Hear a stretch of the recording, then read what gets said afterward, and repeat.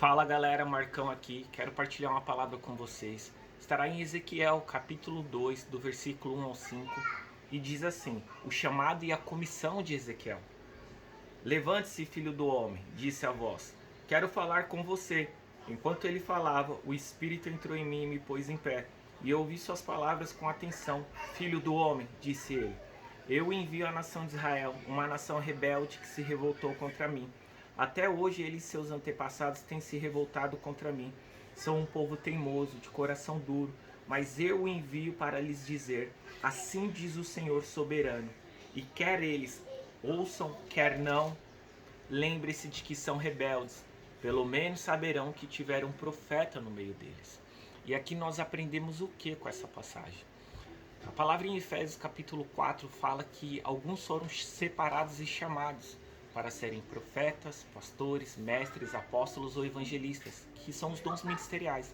E aqui nós vemos o acontecimento com Ezequiel correspondendo com o título, o chamado de Ezequiel. E nós vemos no final do versículo 5, saberão que tinha um profeta no meio deles. Então nós vemos Deus ativando o ministério profético, falando: Ezequiel, você tem o dom, a chamada profética. E a comissão do que? De anunciar as boas novas, anunciar a vontade de Deus, profeticamente apontando para que Jesus fala para os 12 apóstolos e para os seus discípulos, a grande comissão de pregar o evangelho, batizar, curar os enfermos, libertar os cativos e assim por diante, do que a palavra nos ensina.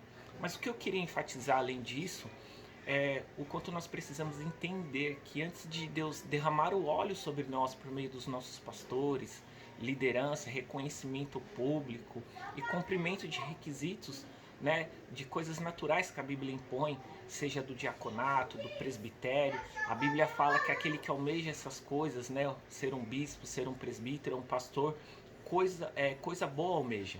Mas o que eu queria enfatizar é que antes disso tudo acontecer publicamente, isso acontece no espiritual.